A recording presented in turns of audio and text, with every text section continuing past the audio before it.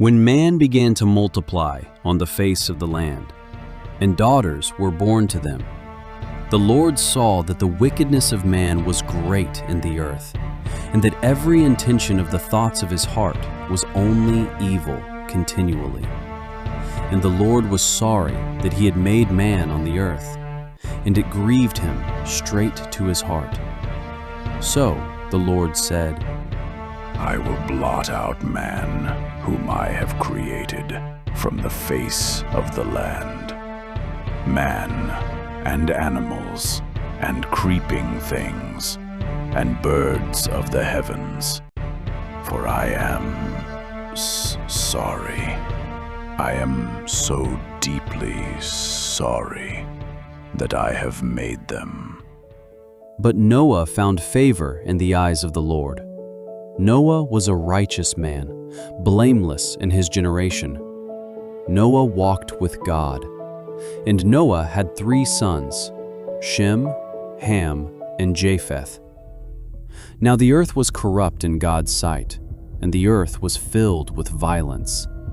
And God looked upon the earth, and behold, it was corrupt, for all flesh had corrupted their way on the earth.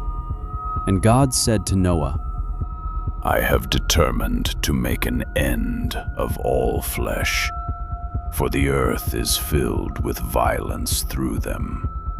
Behold, I will destroy them with the earth. Make yourself an ark of gopher wood. Make rooms in the ark, and cover it, inside and out, with pitch. This is how you are to make it. The length of the ark, 300 cubits. Its breadth, 50 cubits.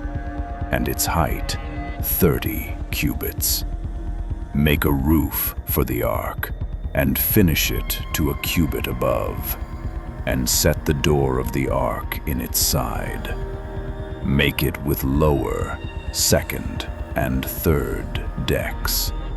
For behold, I will bring a flood of waters upon the earth, to destroy all flesh in which is the breath of life under heaven.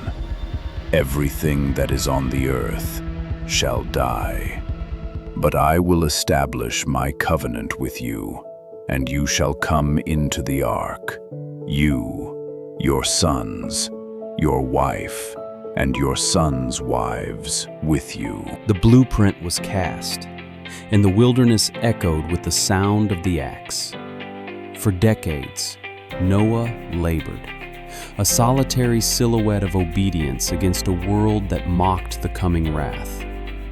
The frame of the great vessel rose like a wooden mountain, sealed with pitch, waiting for a horizon it could not yet see. Then, the earth began to move, not with tremors, but with a steady, unfolding march. Of every living thing of all flesh, you shall bring 2 of every sort into the ark, to keep them alive with you. They shall be male and female, of the birds according to their kinds, of the animals according to their kinds, of every creeping thing of the ground. Pairs from every corner of the earth shall come to you, to be kept alive. And take with you every sort of food that is eaten, and store it up. It shall serve as food for you and for them. Driven by an unseen hand, an ancient, instinctual decree. From the highest peaks and the deepest valleys, the creatures of the earth marched in silent submission. The roaring lion, walking alongside the gentle lamb. The eagle sailing low beneath a changing sky. 2 by 2, they crossed the threshold of the wooden Titan. And as the last door was approached, the light of the sun began to fail. The air turned cold. The first true shadow of judgment crept over the face of the earth as the clouds boiled black and the wind began to scream. Go into the ark, you and all your household. For I have seen that you are righteous before me in this generation. For in 7 days I will send rain upon the earth, 40 days and 40 nights, and every living thing that I have made I will blot out from the face of the ground. And Noah did all that the Lord had commanded him. In the 600th year of Noah's life, in the 2nd month, on the 17th day of the month, on that very day they entered. Noah and his sons and his wife and his sons' wives with them closed inside the wooden sanctuary. And then the Lord shut him in. On that same day, all the fountains of the great deep burst forth, and the windows of the heavens were opened. The rain fell upon the earth, not as drops, but as a relentless, crushing torrent. The oceans rose like awakening giants, tearing through valleys, swallowing hills, and lifting the massive ark high above the drowning world.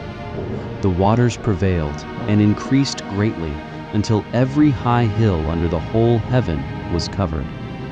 Everything on the dry land, in whose nostrils was the breath of life, died. Only Noah was left, and those who were with him in the ark. But God remembered Noah, and all the beasts and all the cattle that were with him in the ark. And God made a wind blow over the earth, and the waters subsided. The fountains of the deep and the windows of the heavens were closed, and the rain from the sky was restrained. After 40 days, Noah opened the window of the ark that he had made, and sent forth a raven, and it went to and fro until the waters were dried up from the earth. Then he sent forth a dove to see if the waters had subsided from the face of the ground. But the dove found no place to set its foot, and she returned to him into the ark. He waited another 7 days, and again he sent forth the dove.